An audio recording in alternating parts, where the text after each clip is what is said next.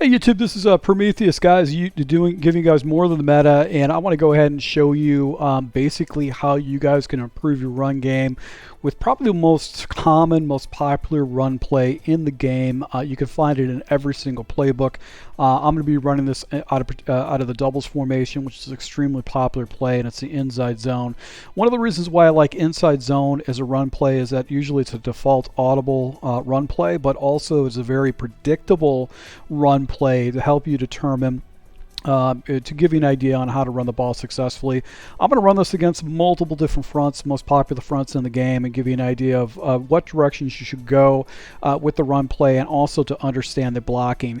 This is going to be a long video, guys, but I think it's worth it to take a look at this, because you can obviously use this against all different types of fronts in particular. Now, when it comes to running this particular defense, we'll use it against cover, basically cover like a 34, a 43, nickel defenses and all that kind of stuff, and you can see how this is a very effective run.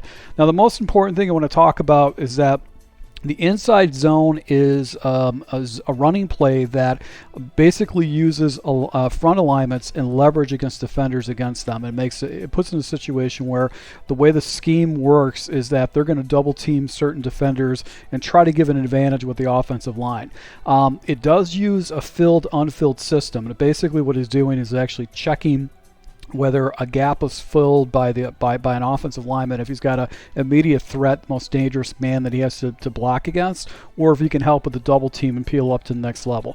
So I'm going to go ahead and show this to you guys. I'm going to try to show you different types of front alignments so you can get a better understanding. But what this is going to provide you with is essentially the way to kind of determine how to run the ball and where to run the ball and how to leverage against the defense. So this is your typical nickel odd, or basically a 3-4 odd type front. You got your 7 defenders up here, and you basically have 6 blockers. So the way this system works is that you're going to always block the guy that's over you. So these guys should basically hold up and block against each other, and then you actually have support with the outside guys that should come out and support in block. Now, I do want to point something out, is that if there's a guy that's off the edge of the tackle has to go over to this guy and block. And then what happens is this guy's going to fill that gap and block. These guys are going to basically go ahead and double team this blocker right here. You've got a blocker right here that seals, and then you have another blocker right here. And then once it happens is this guy gets double teamed, this guy's going to go up to the next level, or this guy's going to go up to the next level. It really depends on the defensive lineman.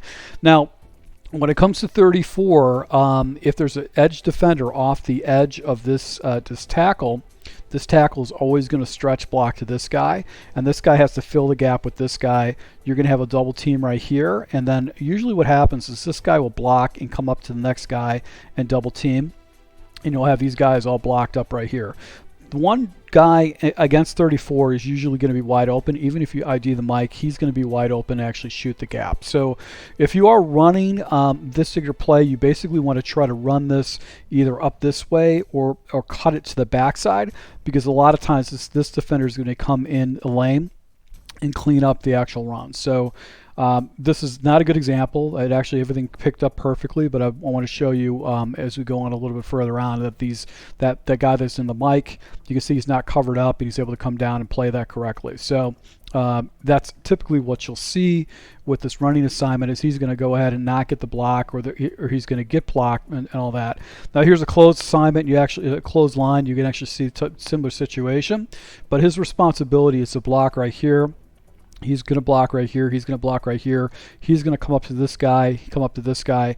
You'll see that this guy should be free, and he should be able to come down and fill that gap with that 34, odd look, or somebody will come out. So you can see I actually got kind of caught up in the blocking. I was able to get to the outside. One thing I do want to let you know is if there's a man assignment against inside zone, any kind of guys that are man assigned, they're actually going to go ahead and pull up and actually carry. So if you get a guy that's actually running a lot of man assignments, he's using cover one hole type defenses and stuff like that, you can run off to this edge with predictability against your opponent, because what happens, you see how this guy kind of pulls around and actually comes out. That's actually going to give you more leverages, and you got a tackle that's going out, so you can go out wide with this type of a defense if he's running a lot of cover one, and actually pick up some pretty good yards. So that's another thing. Now, but most people, when they play in odd, they use a lot of cover 4 like this, and you can see that this defender actually comes off the edge and it really shuts it down. So it's a good defense to go ahead and jump into.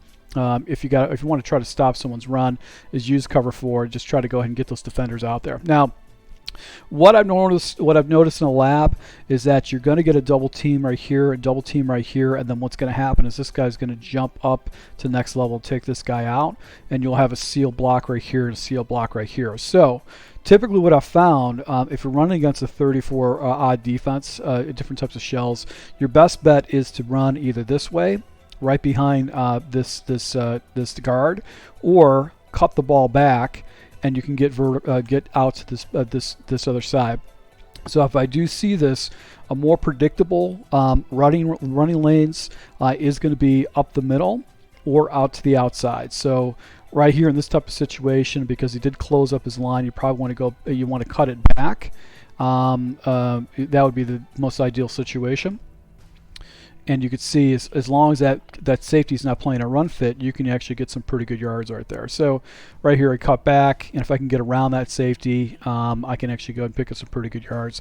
And a lot of times what happens is people are going to come down and they're going to mug the gaps and try to go ahead and take out the user.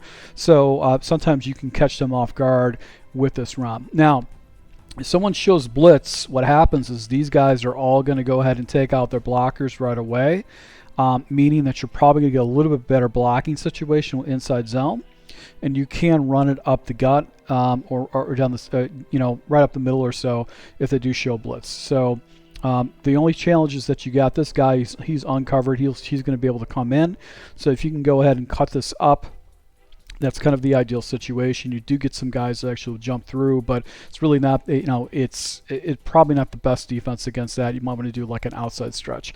Now, some people are going to use basically a bear front where you're going to have everybody down in the box. You're going to have 8 guys in the box. I tried labbing and trying to get guys to the outside. You can almost squeeze it around this guy, but it's just really tight, and this guy never gets picked up by any blockers.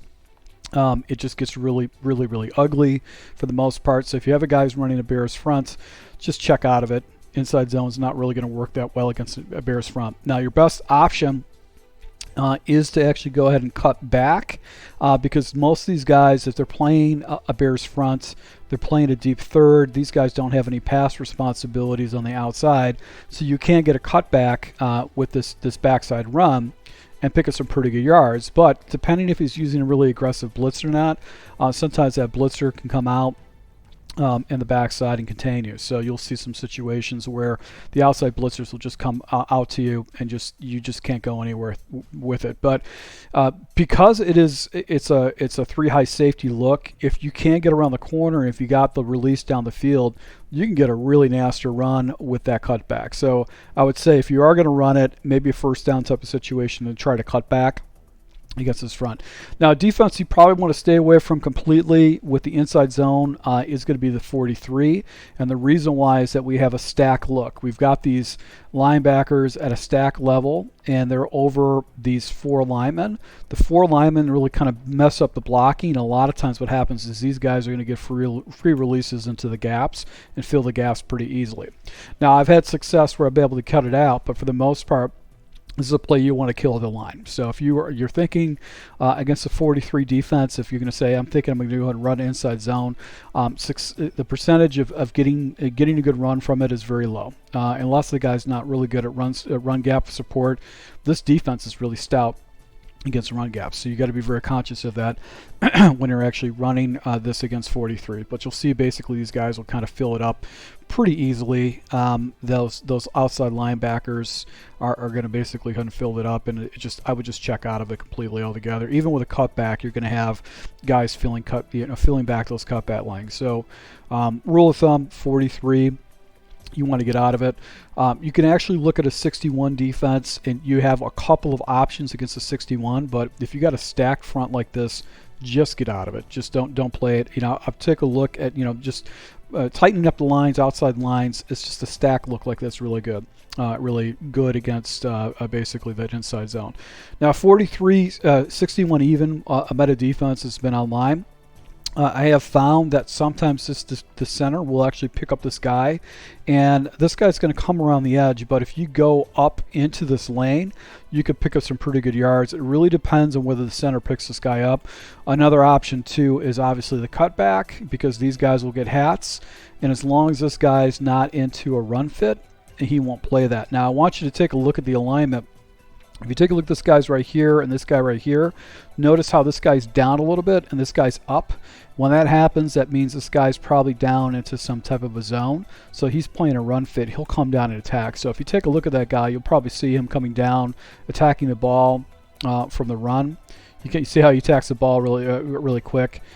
Even though I've got some good running right up the middle, it's not always good. You can see how this guy shoots the gap on that particular play. So it's not very predictable.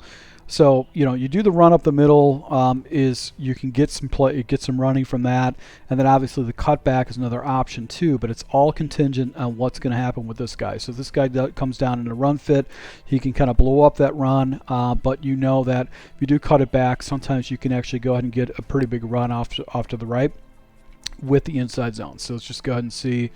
I'm trying to cut it in the center, and then I'm going to try a couple cutbacks here in this recording. So we're going to try to cut it back, and you can see how that guy actually comes down and run fits that. But if he's playing like a cover 2 shell or cover 3 shell, sometimes you can kind of get away with it. So it's just something you consider to use. This is another hard defense to run against. It seems like any kind of a 43, whether it's a 61 or 43 stacked type defense, you probably want to check out of an inside zone. Not the ideal type situation to go and use, but you can get some pretty good blocking. This is a little bit more predictable against the 61 than it is. Another defense right here you probably want to check out is a 3-3, and once again, it's stacked defense. You see these guys, they're stacked and they're covered over these guys right here. So this is definitely a defense that you want to get out of, or you want to kill this play if you're going to be going against any kind of a stacked defense, because these guys are going to get in the run fits, and he doesn't have to have really good user ability to shoot the gaps.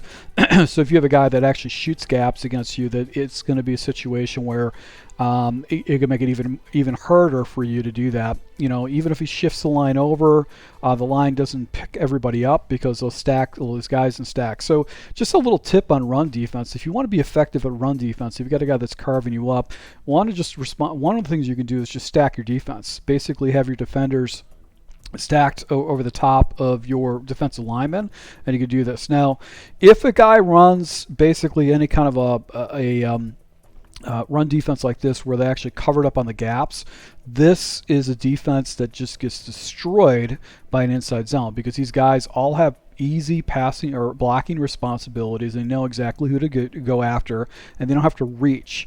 So if a guy shows blitzes out of like this 3-3-5 type defense, you can actually pick up some pretty easy yards, because he's just going to get picked up left and right. Nickel defense, really good defense to go ahead and run against. Once again, here's your alignment. You got your guys like so. So really what's going to happen is this guy's going to come out and seal right here. This guy's going to seal right here. This guy's going to seal right here. And then he should come up and actually seal this guy. But sometimes it gets a little bit late. You're going to get a double team right here. This guy's going to double team right here. And eventually you're going to double team right here. So your free rusher essentially is going to be this guy. But if he's got a pass responsibility with this wide receiver, that's going to pull him out of the play. Our responsibility is to try to kind of determine if we want to go this way or through the gap. If you go through basically the B gap, you're going to have to get vertical, and you can get up. But sometimes if you can go ahead and get up this way, depending on what happens with the center. So that's what you want to evaluate. You can see how if I go horizontally, I can actually go ahead and beat the defender to the outside. But you can see how the blocking is not completely predictable. against that defense, but that's kind of the way to go.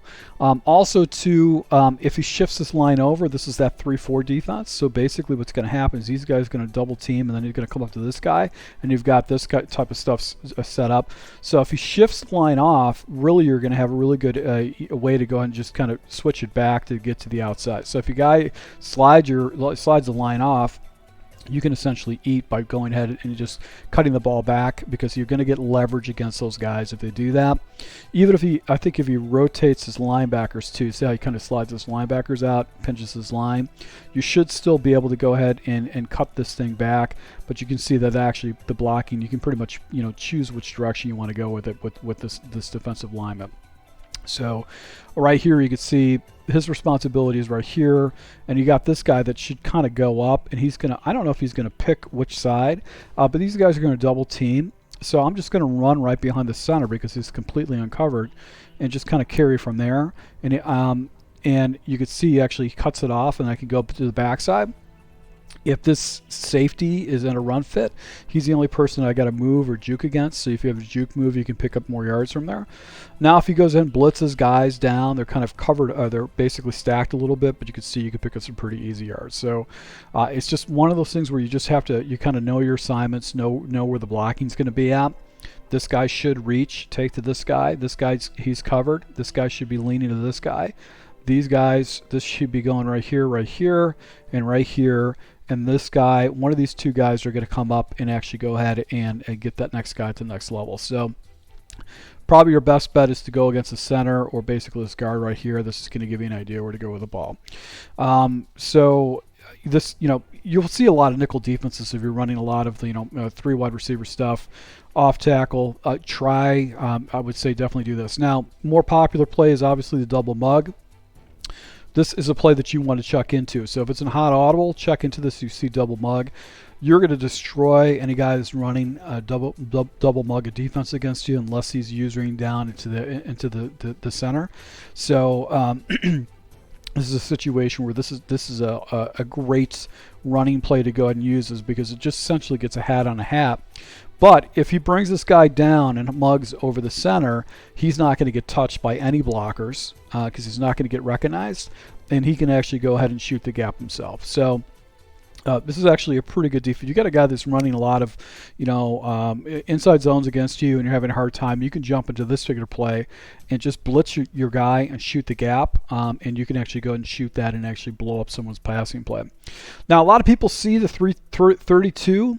And this is a very popular defense, and what I found is that inside zones is very effective against this most popular defense. So this is definitely a play that you want to throw into your scheme. It gets a hat on a hat. Even if you bunch the line up, you're going to get basically push. I was constantly getting like 5 or 6 yards with this.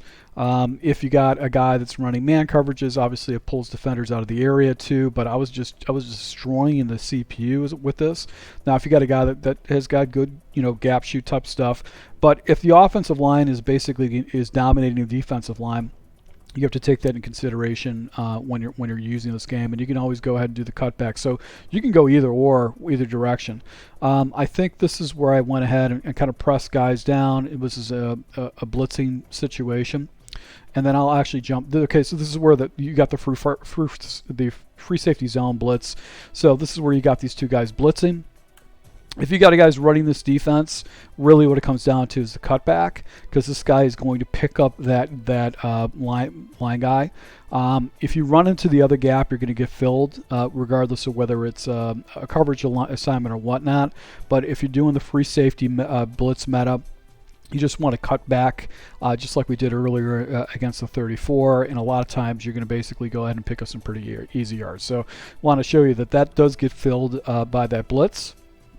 With this inside zone, just cut it back.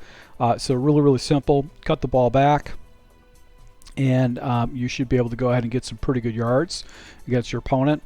So once again, it's one of those situations where you want to go ahead and keep the chain short. So even if you pick up 4 or 5 yards, it's not a huge deal. You're winning if you're getting 4 or more yards on the ground. You're having a very effective link. So this is essentially one of these things that you'll see a lot of your opponents running is this 32 dollar defense that a lot of people are using, and you should have pretty good blocking angles where you can cut it back. If you got a guy that uses the dime blitz, which essentially is that cover 2 or that nickel blitz, dollar blitz type stuff, where it's cover 2 blitz, this is another good offense play to go and throw into your scheme. So you just want to be in a situation where you can actually go and pick up some easy yards. But against that cover 2, you just want to cut it back more than anything else, because that blitzer off the edge is going to come in. So just cut it back to that guard, that tackle, and if you get around the defensive tackle, you're fine.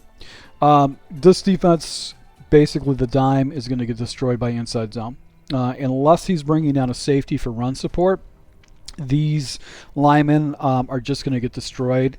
The outside defensive backs are not going to play the ball at all. So if you run into somebody that actually runs dime defense, just eat him up with an inside zone until he makes an adjustment. He has to go into nickel. He's going to have to get another linebacker to man up, because if he stays in dime, he's going to get completely destroyed based on leverage and assignments and all that kind of stuff. So this is like, one of those things you kind of discover as you keep labbing this type of stuff. So guys, I want to thank you for your support. I really do appreciate this. Is a video that I wanted to record for quite a long time. I can tell you this much: it's helped me with my run game. So if you understand the blocking assignments, where basically you've got guys have to play to the outside, they've got to play their gaps, and then when to cut back against somebody, you can use the leverage against your opponent. So thank you for support, guys. Until next time.